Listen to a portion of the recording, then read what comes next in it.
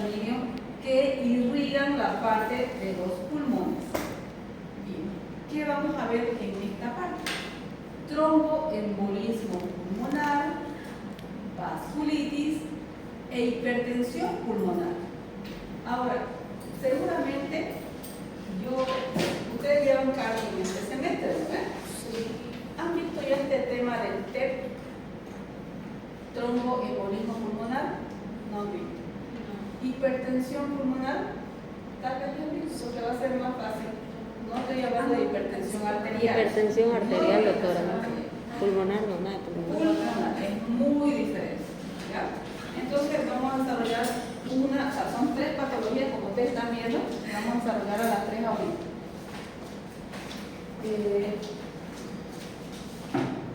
Y esto de aquí, ¿será que solo lo ve el neumólogo?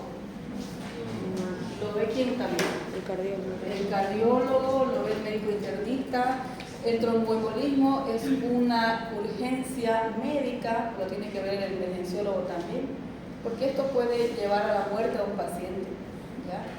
Las vasculitis, sí, también son graves, ¿no? Pero las más agudas sería la primera, tromboembolismo pulmonar.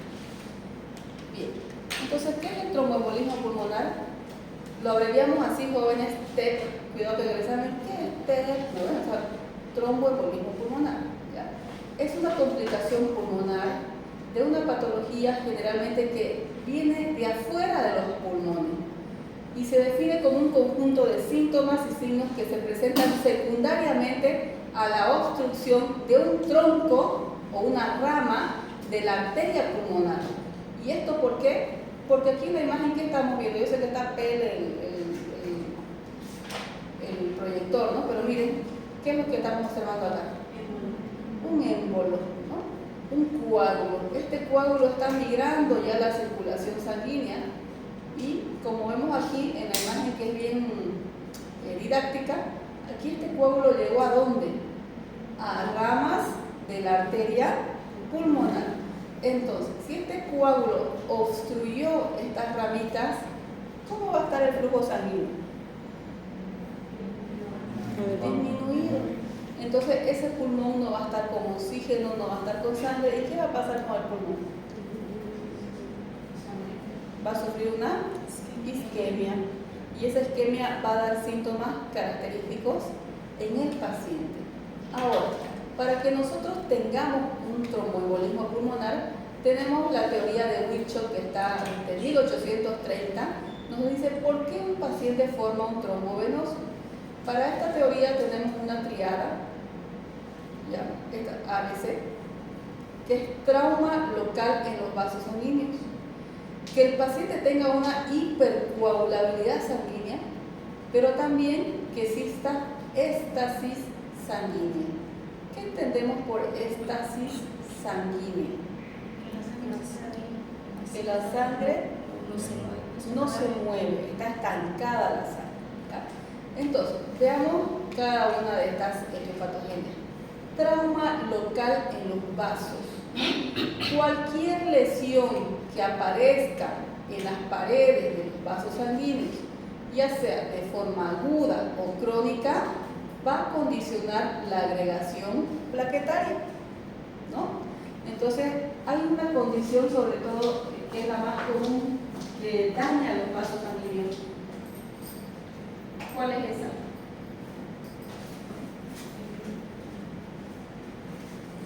Miocardio desviado.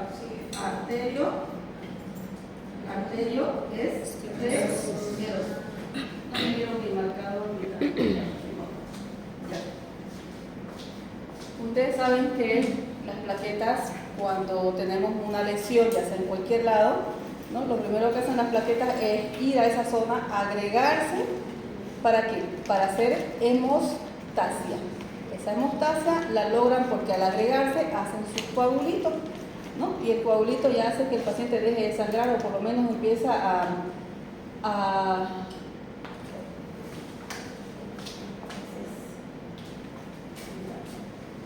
si este es un vaso sanguíneo y tenemos una lesión aquí, las plaquetas por su mecanismo de agregación plaquetaria va a venir una y otra y otra y otra, ¿no?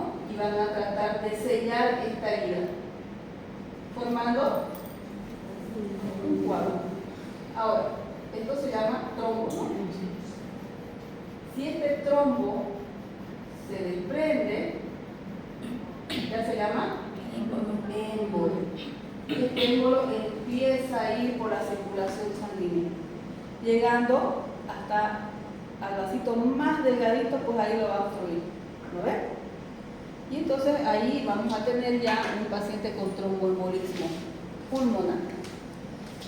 Acá hay otras, aquí fíjense, dice que puede causar un trauma local en los vasos, tromboflebitis, sepsis, infecciones por algunos agentes como el micoplasma, cateterismo venoso, colagenopatías como el lupus eritematoso sistémico y traumas abiertos o cerrados a nivel de los vasos.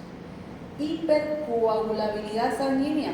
Existen pacientes que por factores genéticos o porque tienen déficit de la enzima antitombina 3, que tienen lupus, púrpura trombocitopénica, síndrome nefrótico o también mujeres que están tomando anticonceptivos orales, hacen que la sangre sea más fácilmente coagulable. Se hacen una heridita, rapidingo dejó de sangrar su sangre. Hipercoagulabilidad. Éstasis sanguínea son mecanismos en donde el flujo sanguíneo está lento, el retorno venoso está lento y esta lentificación hace que se empiecen a formar trombos. ¿Ya? ¿Cuáles son estas situaciones que van a ser un desencadenante para TEP? Trombosis venosa profunda. Estas se dan en los miembros inferiores, por si acaso. En el embarazo, las mujeres embarazadas tenemos mayor predisposición a éstasis sanguínea. Obesos, los gorditos, los pacientes que están en reposo prolongado porque tal vez han sufrido una cirugía, han sufrido un accidente cerebrovascular, están en cama por cualquier cosa, no se movilizan, se enlentece la circulación. Entonces ahí tendríamos la triada de Virchow, ¿no? Para que un paciente desarrolle un TEP. Bien, en esta diapositiva podemos ver los factores de riesgo, en donde fíjense que el primer lugar dice, ¿no? Factor predisponente y los más fuertes, ¿cuáles serán? Fractura de cadera, prótesis de cadera o rodilla, cirugía general mayor, traumatismo mayor, lesión a nivel de la médula espinal. No sé con quién vimos un señor, con ustedes hemos visto, un paciente con fractura de cadera que ya tenía su prótesis. ¿Lo vieron ¿lo vieron que el paciente se movía o no? Para nada. Y estaba amarradito. Entonces, ese paciente tiene un altísimo riesgo de presentar un TEP. Aparte que ya estaba con su neumonía, ¿no? Entonces, un TEP. ¿Qué hay que hacer para eso? Ya vamos a ver qué tenemos que hacer para prevenir un TEP en este tipo de pacientes. Y bueno, en el segundo acápite, fíjense, tenemos factores predisponentes moderados, en donde tenemos cirugía artroscópica de rodilla, accesos venosos centrales, quimioterapia, factores predisponentes leves, reposo en cama más de 3 días, edad avanzada, obesidad, embarazo, ¿no? Terreno varicoso, es decir, tener varices en las piernas, ¿ya? De aquí quiero comentar esto, ¿no? Acceso venoso central. Han visto que la mayoría de los pacientes en emergencia tienen su acceso venoso central, que usualmente es lo más fácil de colocar, tiene sus riesguitos, pero el que sabe pues nunca va a pelarle ahí a darle a un buen vaso, ¿no? Al principio de este año, en febrero o marzo, casi nos ganamos una demanda por negligencia médica. Era un señor que lo habían operado en cirugía, tuvo una pancreatitis, ya tuvo casi como 20 días en el hospital, salió el paciente de la pancreatitis, ¿no? ¿Y qué pasa? Él tenía vía central. El día que le estaban dando de alta, el paciente sentado, charlando con su familiar, ya con su bolsón, y el residente viene y le dice, tengo que retirarle su vía central. Entonces le corta los hilitos y jala. Porque eso se hace. Se jala y se pone una compresita, se aprieta y no es más. Ese es el procedimiento que hacemos hace miles de años, desde que hemos colocado vía central. Le jala eso y el paciente hablando, mira para atrás y ¡pum! Cae otra vez a la cara. En ese momento empiezan a hacer reanimación cardíaca, intuban al paciente delante del familiar. El paciente murió. El paciente murió estando de alta. Entonces la familia dijo, ¿por qué? Le quisieron echar la culpa al residente, que era el residente del primer año, ¿no ve? Y se le explica porque que ese es el procedimiento rutinario donde usted vaya, ese es el procedimiento rutinario. Y entonces él dice, va a traer a su abogado, viene el abogado, entonces el paciente no se entierra. Le hacen autopsia. ¿Qué pasó? Que en el catéter tenían coagulito. Entonces, antes de sacarlo, le estaba con suerito y al sacarlo parece que el coágulo salió, ¿no? Salió, para su desgracia el paciente, no quedó en catéter y migró y ¿no? Tapó una arteria, ¿no? Hizo un tromboembolismo pulmonar.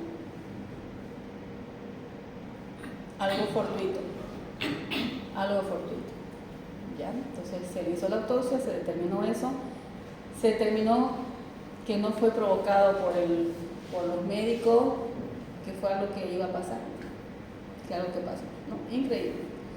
Con eso hubo un poco de disputa, todas esas cosas, pero al fin no procedió, ¿no? Porque la fiscalía dijo que no había, o sea, es algo fortuito. Te vas a morir y te moriste, te tocaba, o sea, es así, ¿no? Quedaron así, ¿no? Entonces, lástima, la verdad que es lástima, ¿no? O sea, lástima que ese paciente haya tenido esa suerte de salir de una pancreatitis para morirse el día que se estaba yendo a su casa. ¿Por cuánto tiempo, doctora, pueden tener el acceso? El catéter puede uno cambiarlo cada 10 días, ponerle aquí, cambiarle acá, ponerle su clavia, ¿no? O sea, es algo que hacemos siempre nosotros. Pero ¿qué hemos aprendido de eso ahora? Nosotros ahora que el paciente se va a ir de alta y vamos a retirar el catéter, hacemos un anticoagulante. Le ponemos un poquito de heparina, ¿no? Le vamos a sacar, sacamos 1 ml de heparina, lo diluimos con 10 ml de suero fisiológico y de eso le ponemos 1 ml. 1 ml. Eso se llama solución decimal, ¿no? Le ponemos 1 ml, esperamos un ratito, sacamos el catéter. Hemos aprendido de esa experiencia. Nosotros no sabemos si en otros hospitales ha pasado esto o simplemente